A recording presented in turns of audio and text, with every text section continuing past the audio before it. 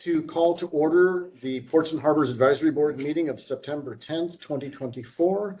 Could you please call the roll, ma'am? Mr. Clark? Here. Mr. Henry? Mr. Beto? Here. Mr. Casco? Mr. Capra? Here. Mr. Youngblood? Here. Mr. Lundy? Mr. Rhodes? Here. Here. All right. Please join me for I pledge allegiance to the flag of the United States of America and to the republic for which it stands, one nation, under God, indivisible, with liberty and justice for all.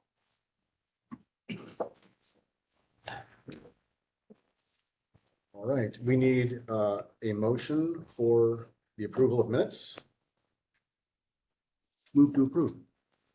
Second. Moved and seconded. Any discussion? Seeing none, all those in favor say aye. Aye. Anybody opposed? Okay, 1 second, I gotta go let these guys in. Okay. Let's give them a second here.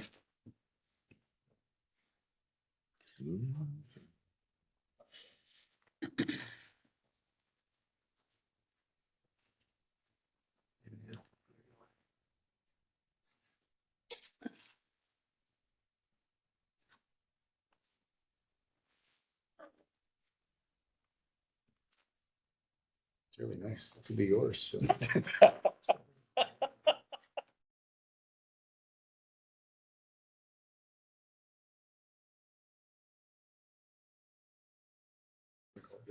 I was on the fence and then I went down.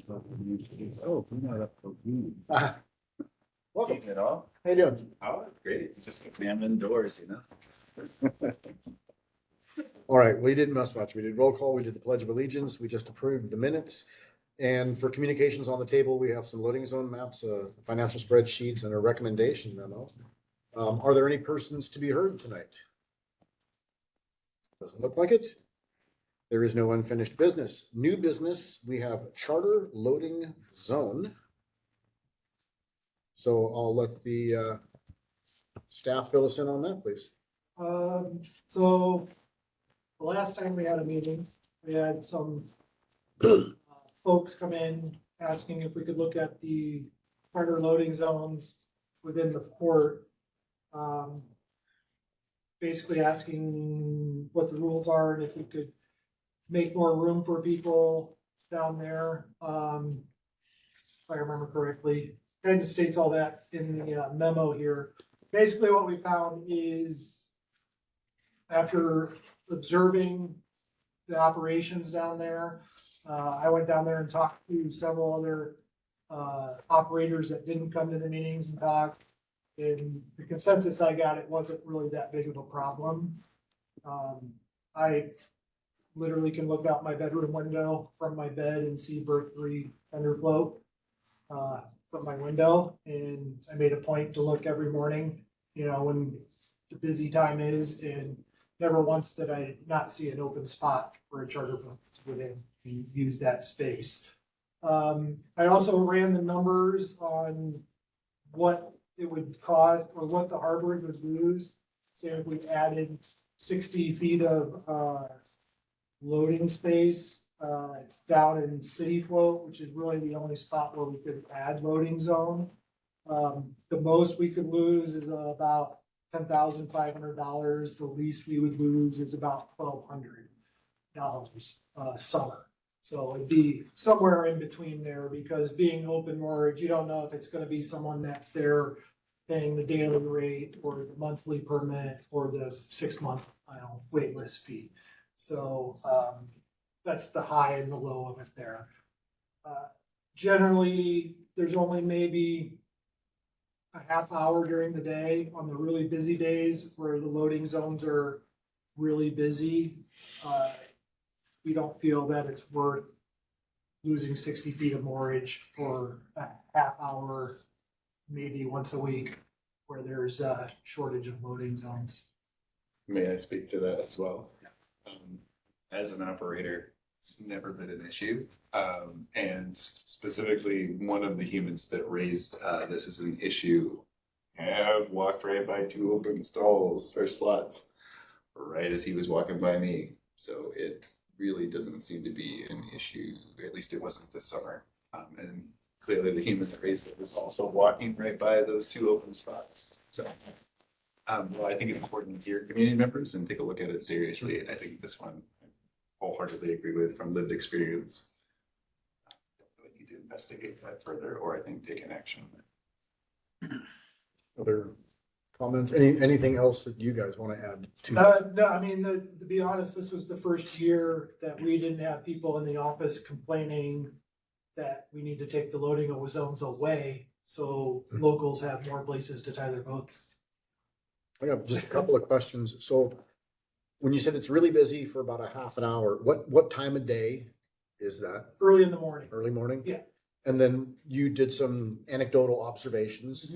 Mhm. So was that recent? So basically this time of year? Is All there- summer. All From summer, when they okay. first brought it up, I've been, like I said, first thing when I wake in the morning, I can look out there when those big ship days are. And you know, guys get there and they start staging, getting ready to pick people up. Mhm. You know, Craig's down there every day, all day. And you haven't observed any real times when it's completely full. I mean, No, I think when this kind of came up, there've been a couple of times where there was a ship anchored, so we had lightering operations down to Casey Moran. Takes up a lot of that, but we will move boats back all the way underneath the ramp, so as far back into that corner, so we can still get, you know, like one charter type boat in there. Two big lighters in there, and then once they clear out, they just come and go throughout the day, and it's not really a problem. Like James said, there's so much space down there. You know, they have the tender float. If there's no ship on two, the hovercrafts, they'll utilize Raya's float below Tongass. They like to use that spot because they can put two of their guys right there and take up the whole thing. It's kind of their little personal dock for 30 minutes. Not really any problems other than just a couple days where we did have lightering in the morning at the same time as a ship. So like on Monday, we had a anchored ship. there's 5 days all season where there's a ship on every port. There's one anchored out, and we have one of the small uncruises or Nat Geo boats on berth 3 tender float as well. So basically, everything's getting utilized. But even on those days, I made sure to make extra, you know, okay, this is one of those 5 days. Let's go down a few times and look. And never once was it completely full of boats in the loading zone. There was never a time where someone couldn't come in and get a spot to load people up or unload people, at least in my observations. May I share one more thing? It's my, again, lived experience and then talking with other operators, not the humans that raised this as an issue. You just have to walk a little farther. Like, that's what it is. Everyone parks closer. Well, everybody wants to park as close as they Well, can. yeah, and It's- Sure. I mean, that's what it is. nature. Yeah, like, there's always a spot, it might be in the worst and the dock to get to your guests, but But it it's is, still there. yeah, you just gotta walk another 10 minutes, and so do your guests. I see that about the parking in town with cars all the time. I come down to town every day to come here to City Hall to do things, and I've never not gotten a parking spot. I may have to walk an extra block, but I've always found parking. Or- Was this just a few folks over the season, or I'm guessing this wasn't a substantial number of Probably people? one or two that were loud. You know, I think everybody kind of feels it and it's getting busier, but it was never Sure. a big issue where you just couldn't find a spot. Like Mr. Hammy said, walk a little further, you know, there's spots. You know, there's also harbor loading zones that people can utilize right at the bottom of the ramp, over kind of by the cruise line building, with the L and the promenade. There's a good bunch of loading right there. So if you have berth 4, which doesn't have a whole lot of space to put charter boats, you know, they can walk a little extra just down the promenade, down the ramp, and they're right there, you know, harbor loading. They utilize those. There's more spots even than what is on the map that are available for them. Okay. In as far as like busyness, in 2022, we had 129 monthly permits sold, and that's generally what the charter boats get. In 2023, we had 122 permits sold. When we originally did this, it was July, so we didn't have the numbers for this year, numbers, but it's probably gonna be right in there. we haven't seen a substantial, in fact, it decreased in 2023. It's pretty flat, it sounds Yeah, like. we haven't seen a huge jump in number of permits and, new boats or anything. Well, just based upon your guys' experience, since you work down there every day, do you think as the industry continues to grow, is this something that may have to be revisited someday Yeah. down the road, 2, 3, 5, I have no idea. Yeah, I believe if we see a substantial jump in the number of permits. I mean, that's a direct That's- indication okay. of, okay, if we go from 129 permits one year, and the next year we have 150, or, that's 10 more boats probably. So if the permits go up, then yeah, we may have to look, but in reality, there really isn't any place other than City Float to add more loading zones without major construction, building something new. Even without the construction, if in the end, more permits, you guys increase loading zone space, does that create any challenges for ingress, egress? It's pretty active down there already. I think probably not. The biggest problem that I heard was when seiners would come in and they tie up down at City Float and they leave their skiff hanging off the back instead of pulling it up on deck. So then the Aleutian ballot or something pulls out from the tender float, trying to get out that little narrow opening with a ship here, big finger, and then a seiner perpendicular to them. Like that would get a little Not tight. much space. But it was always doable. I watched it a couple times. I think the harbor guys went down there about 2 weeks ago. Yeah, They it's- asked one of the seiners to put their skiff up. They complied. They're, whenever that issue comes up, if we get notified about it, we go down and have them move it or make sure people have right of way to be able to get boats in and out and everything safely. Any other questions or comments on this topic? Okay, doesn't look like it. How about the director's report, please? I'll start with the harbors here. First off, we're still looking for that third full-time maintenance position. We're hoping with the season slowing down here that maybe we get some people that were doing the tourist thing that will be looking for a full-time job in the wintertime. So we're hoping that we get some applicants here as the season winds down. Army Corps of Engineers were in town in June. It's been a while since we've had a meeting, but that was just their annual come down and take a look at everything. Have a inspection of the rock breakwaters and the floating breakwater. We're still scheduled to get that floating breakwater replaced probably in hopefully 2026 now. But they say everything looks good. They were actually more interested in the rock breakwater to start working on a plan on, I don't want to say replace it, but rehab it. So there's some spots where they feel it's sloped a little bit, and they're looking at what planning down the road to come in and fix that.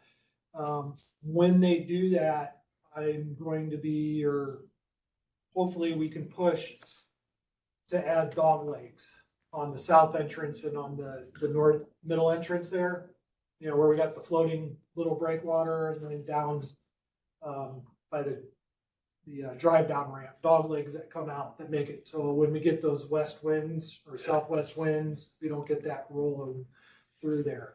So not that I want it to happen, but I know it'll happen sooner or later. When we get that south wind and we get those big rollers through there, I'm gonna make sure I get down there because they want a visual. I mean, I sat in the office and explained it all to them, but they were like, well, we kind of need to see it in a visual. So when that happens again, I'll make sure to be down there and get video and whatnot of it. So later on, when they start planning this project out, we can say, hey, look, see, we need these dog legs because look at this swell coming into our harbor here, beating people's boats up. So I think it's a long ways down the road, but we at least going to be thinking about it to try to improve those breakwaters. The float 8 pedestals are all, except a couple that we're waiting on a little bit of concrete work, have been installed. If you haven't been down there to see them, there's a picture of one Exhibit B there. That looks good. And they're super nice. The guy forgot to put a bolt type thing on there to be able to lock the power, but we have hardware on the way to put those in. It's a simple bolt in there once we get those in. But installation went really well. KPU did that. There was very little problems. Just a few mounting issues, but the boxes went in really well, and they're super nice. So we definitely, when we replace pedestals, we'll probably be replacing them with ones like these from now on. Which these were made in Juneau, so semi-local. Very cool. Harbor operations, the season's begun to slow down. The feiners have pretty much all left. We got a few last trickler cruisers coming through. But for the most part, we're starting to plan on getting everything ready for winter, getting things shut down and ready for snow removal and all that fun stuff. The yacht club, a couple months ago, the yacht club approached me. They were asking about redoing their lease for their float down there. The original lease, which we dug up, was 2 pages long and was signed in 1951. So it is very vague. It doesn't say a whole lot in that lease. So they're asking for a new lease with the city. They're not asking for anything new or anything different. They're not like, hey, we don't want to pay now or anything like that. They just want a lease that spells everything out. So there's no confusion of when, who's responsible for this, who's responsible for that. Just have it all spelled out. The old lease doesn't really even explain what they're supposed to pay and how much they're supposed to pay.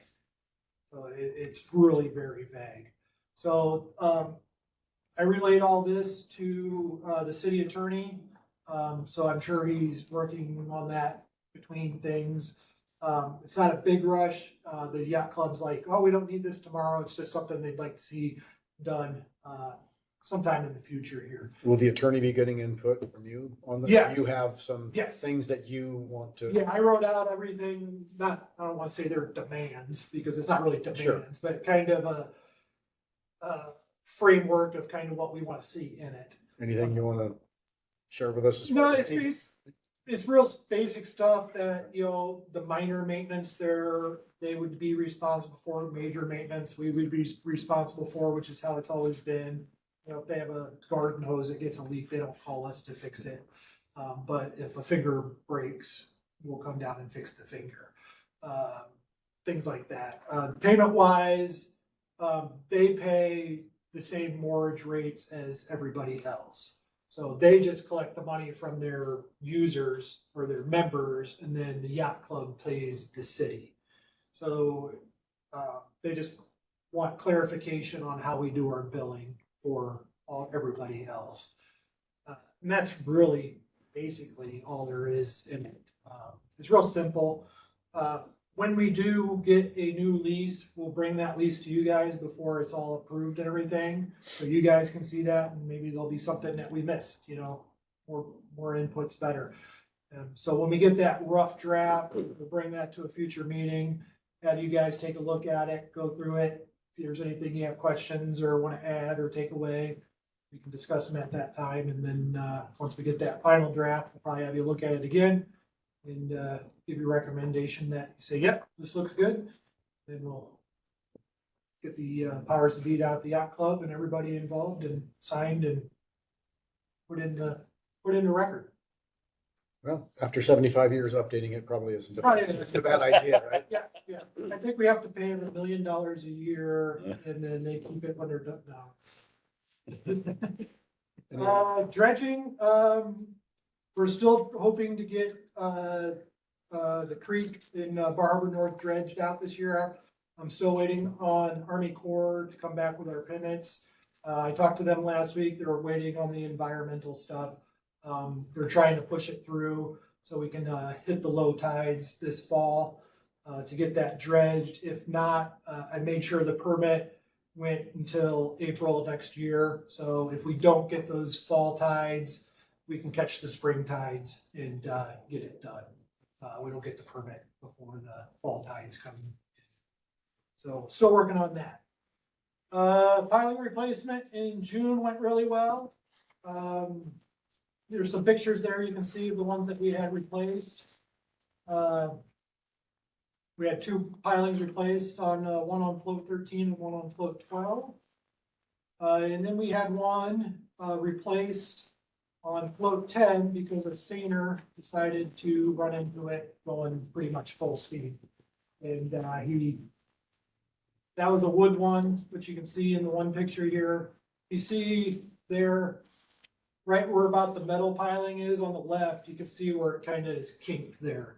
So the piling was cracked, and we got lucky with that because that was 2 days after Pool was already in here doing the other 2 pilings. So they were just right over at Pennock doing another job. They already had a extra wood piling on their float. So the 2 days after it happened, they were able to come in and get it replaced. And the insurance company, I believe, we've been working with the vessel's insurance company to pay for the repair, which was, I think, $10,200. But we only weren't able to use 2 stalls for 2 days before that piling got replaced. So we got pretty lucky there that we were able to get it fixed Pretty fast. pretty quick. Yeah, I covered that. Emergency power replacement. Burton Harbor Director interviews were, I put in here that they've started, but that has changed. They were supposed to start last week, but due to the landslide, they were canceled and put on hold. So we're still waiting to find out when interviews will start on the director's position. That's what it is that. I'll hand it over to Craig. Okay, listen. Okay. Cameras, we put 4 additional ones around the pavilion, 3 of them on the road, kind of looking at those over here. Little shops that went in, only one got used, I think, all summer, but they cover that area, but they also go all the way over to the Tongass parking lot and then down to the crosswalk there at the tunnel on the north end. Tongass parking lot is kind of important because it's probably the most trip and fall or slip and falls around there, and then it's sourdoughs where you get them quite frequently. So I'll have cameras there on those areas. Next, I think in the CIPs for this next year, we have the promenade and berth 4. So we have berth 1 through 3 in the pavilion covered like 96% of the area. And we want to get promenade, which will also cover a lot of Casey Moran, and then berth 4 with cameras. Because right now, berth 4, we have kind of right around our guard shack, very north end up by the Talbot's property, has like 3 cameras on it. There's 1 over the parking lot. It's a pretty big area, so we'll get a little more coverage up there. Plus, P&D's been working on the promenade abutment and stabilization. So this will be the north end of the promenade, below the cruise line building where that has sloughed off and fell into the harbor. So they have a plan, shore that all up, tear it apart, put it back together, and it'll be good as new, better than new, hopefully. Berth 1 guard shack, another P&D project. There is a picture of what that might look like. Exhibit D, but the guard shack. Hey, everybody. Yeah. Yeah. So down on berth 1, there is a little blue guard shack there. You can see that in the picture. So the guard shack portion of this building would be exactly the same footprint as that, pretty close to it. And then the back side of it would be storage because the port has no storage. We've been using whatever space we can. We did use the KBB up until last year. At the end of the year, they wanted to have it cleaned out. And this year, they actually used it. So we lost all that space. Would this give you enough space? Mr. Wilson took me up to the landfill last year and showed me, would this? No? No, this will be, so in the winter, what's going to go in here is all of the big all the water meters and everything the ships use. So they're like 6-foot chunks of metal and backflow preventers. Tens of thousands of dollars of stuff that needs to be warm, or at least not freeze. So we'll move 6 of those into there, and that'll take up most of that space in the winter. There'll be shelves for port clothing, parts for the toilets and urinals and everything else that's kind of just scattered around wherever we can put it right now. Yeah, and in the summer, we can keep all of our paper products. I don't know what our bill is gonna be this year for toilet paper and paper towels, but it's gonna be a lot. We've gone through a lot of it. So that'll be a spot for us to store that in the summer. Right now, it's mostly in that silver shed at the corner of Tongass parking lot, so we can get that ugly thing out of there. But that's really where our storage is right now. So that's what that's gonna be. There will be a public meeting, I think, 3 weeks from now. Public information session to show all the jewelry store guys and the vendors kind of down on the Berg 1, Berg 2 area, what it'll look like. They're gonna do a little mock-up and took some pictures, sent them to them, and they're gonna put the building on there so that they can see what's gonna be there. That's it. And we really need that, so if you're on the council and you see that come through in a CIP project, really help out. Covered port loading zones, hiring, so we did open up hiring in July, so I think we closed hiring in June. In July, we lost some people. I think I had 5 people take full-time jobs elsewhere, so I lost them completely. This is out of like 42. I had 10 people that worked 2 jobs, so they'd either work like 4 days with us and then 3 days somewhere else.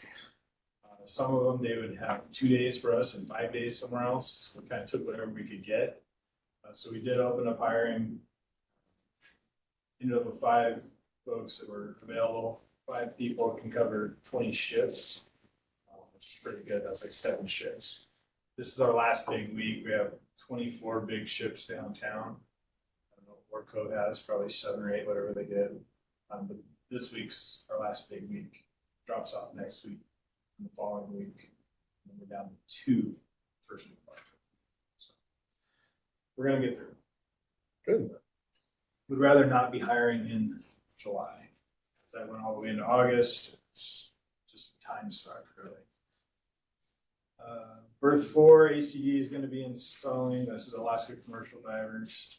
They're going to be installing the last of the anodes for a CIP project that was approved, I think, 2 years ago, right? Yeah. Yeah, so we had project originally was like $80,000, and it's gonna come in under 20, 25 or something like that. So better than half savings. Nick and Andrew did a lot of the install of the anodes themselves, and the ACD is gonna come in and just put the ones at the very bottom. They're gonna have to dive and put those along the bottom. That'll only be like $12,000, which is pretty good. So the real cost was the anodes and $12,000. Awesome. That's about it. Have another, I guess, last minute. ACD is also going to do a study or a survey of the pilings of Harborview Park, which is that little wood park kind of right here between the promenade and the highway. They're in pretty rough shape. Get a survey of those. Find out how many we need to get replaced so we can figure out what that would cost. And then that's probably going to have to be a future CIP project for whole thing's in pretty bad shape. We just found out it was ours. Question on that, like, if it's a line item and we could spend that somewhere else, like, is that a park that we need to keep? Do I think that? Yeah, I know it's just a question. Is there legal obligations surrounding that? I'm not sure what it is. It does provide access from the street to the promenade. Sure. Which is kind of nice. We could But have yes, a that could hallway. be a lot smaller. Yeah. That would probably be a good question to bring up. Do we want to, refurbish the whole park, rebuild it, or do we want to just have a ramp that goes across? Yeah. Did you say you just found out it was yours? It was up in the air. I think everybody thought it was streets. Public Works? Yeah, Public Works thing, and it's not. So we're looking into. So that when they did that audit of that was never looked at then? It might have been, but it was once, James and I came in and started looking at our asset list. Oh, it is ours. There's a few other things on here, but not ours. There's surprisingly other things that we didn't know were technically under ports and harbors.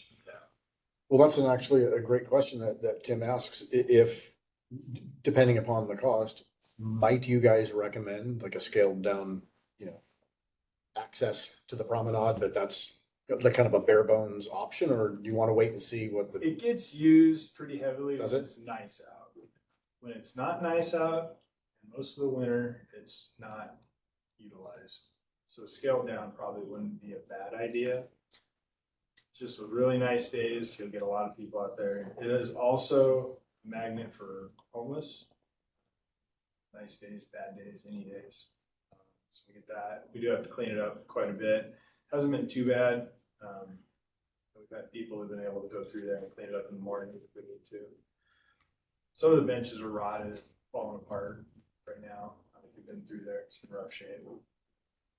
and then it's a port asset, so that would qualify for CPV funds, right? Because there's a legitimate It's benefit. purely for access of passengers. Oh, oh. Yeah, then that kind Which, of- I mean, and that comes up a lot at the city council, and it's like, it's easy to say, because I mean, it's great because it's not taxpayer money, but it's still public funds, and it's not a bottomless well, and I can say over the time I've been on there, we are easily convinced, like, well, if it's CPV money, then let's just go ahead and spend it. I shouldn't say easily convinced, but it's easier to arrive at the decision to spend money that isn't coming out of locals' pockets. But every dollar of CPV money we spend on one thing is taking that dollar away from something that could be more beneficial to the community.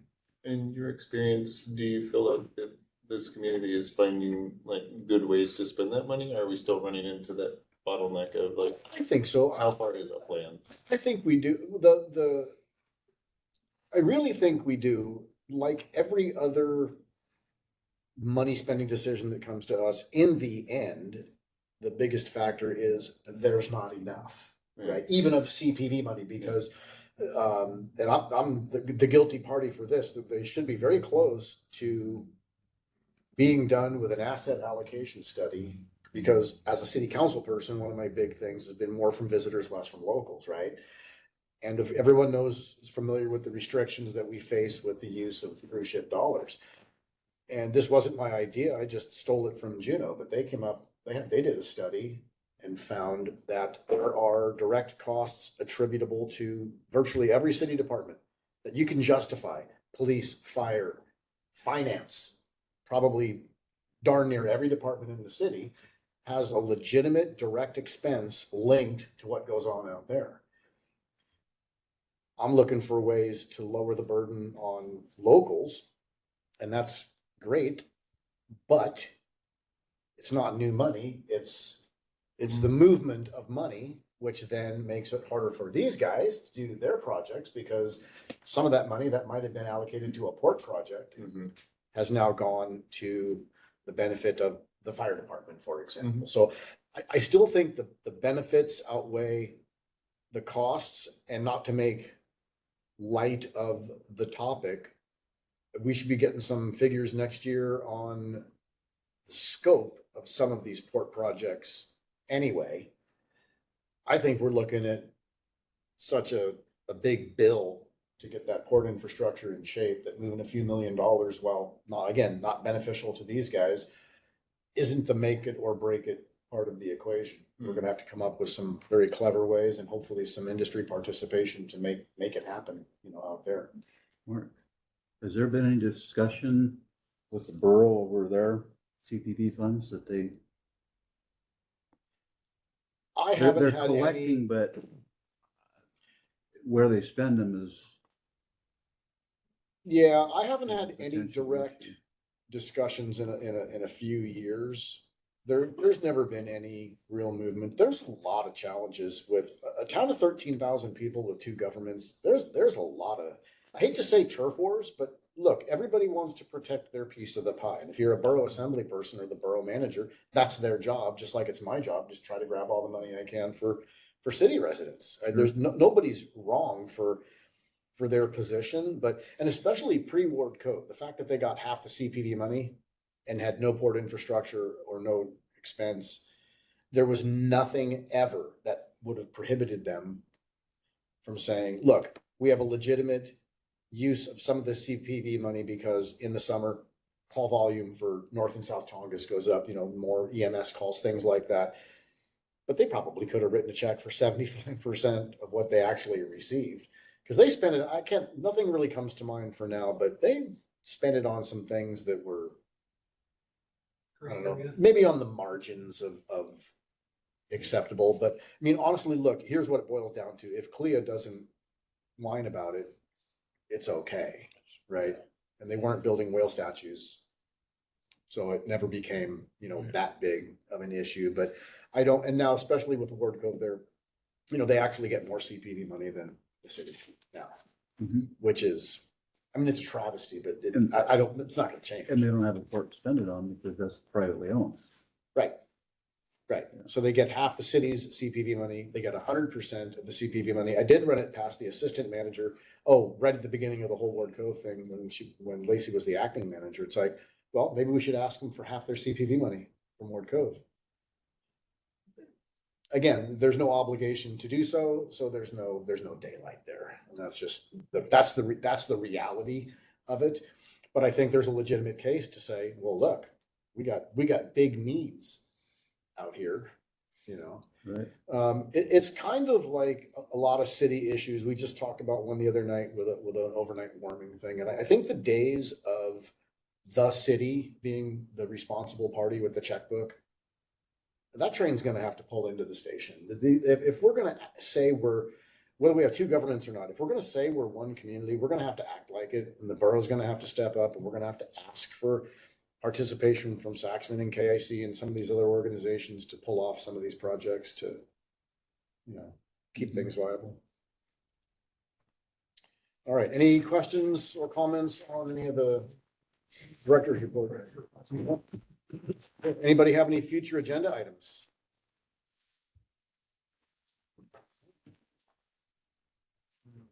Okay. Comments? Russ?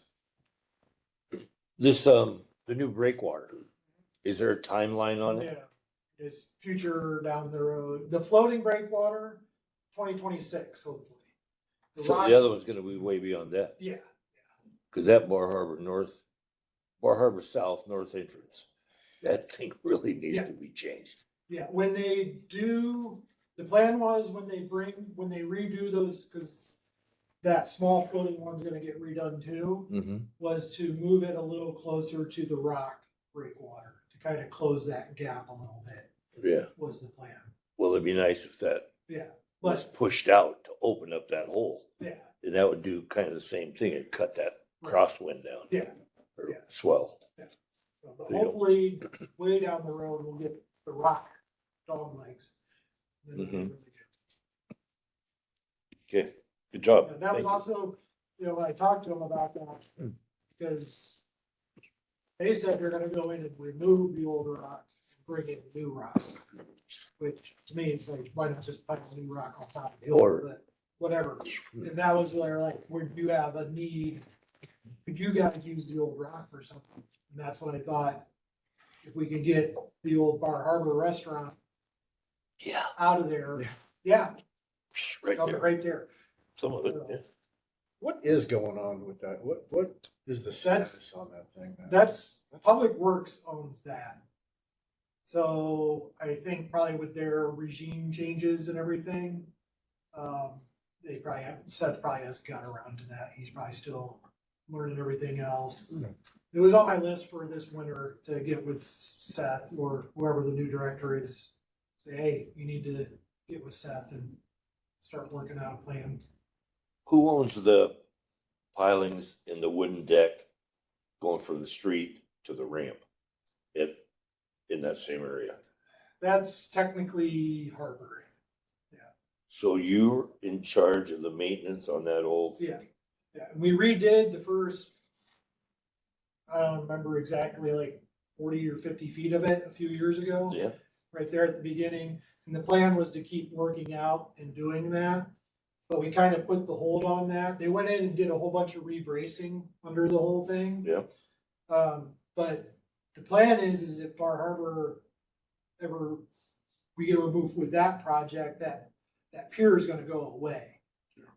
Or until just the very end of it there. So we didn't wanna go in and rebuild and spend a whole bunch of money to come in a couple of years and tear it all out. Tear it out, sure. So, Makes sense. but if we can get with Public Works and get a time frame figured out, then we know if it's gonna be, well, it's gonna be 10 years before we can do it, then we may have to go in and do some stuff. Let's hope it's not. Let's hope it's not. Thank you. Oh, yeah. Thank you all. May, both of you. I appreciate all the work that you guys do for the community. And it's been really good working with you all. This is gonna be my last meeting. I submitted my resignation in May, yesterday. Trying to make space to do the rest of my life a little bit better. You still But- teaching? Yeah, still teaching, Good. still running the tour company, still being a dad. Yeah. Yeah, trying to do those A lot three things a little You're bit. still at Schoenberg? Yeah. Okay, Yeah, they hired me back. good. Yeah, feels good. My granddaughter's 8th grade, so she'll be staying by. Oh yeah, no, I had her in the shop today. We were making tuna with some Cook Inlet folks who came Oh. down. That's a little Tlingit copper shield. Oh, cool. Yeah, so Good stuff. do enjoy that very much. Yeah, they lost a lot of electives. They did. Thankfully, Schoenberg was able to keep most of them. Yeah, so I'm glad they kept shop. Yeah. Same. Yeah. Yeah. Right. Well, thanks, and thanks for your service on the board. It's very much appreciated. Thank you. Yeah, it's been a pleasure and a real learning experience. So I appreciate all your time. And thanks for coming to rescue me tonight. Mr. Bethel, any comments? Same. Thanks, everyone. It's good sitting with you. Thanks. Questions? Steve? Thanks as always for all the info and work you guys put into this.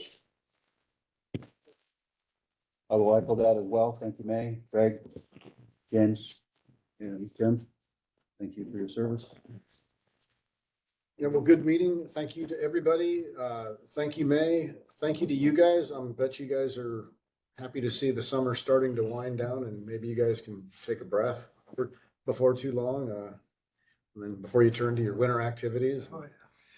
So, all right. And if there's nothing else, we need a motion to adjourn. Motion to adjourn, and one of you gets to be the vice chair. That next meeting. All right, we're out. Thanks, guys. Thank you.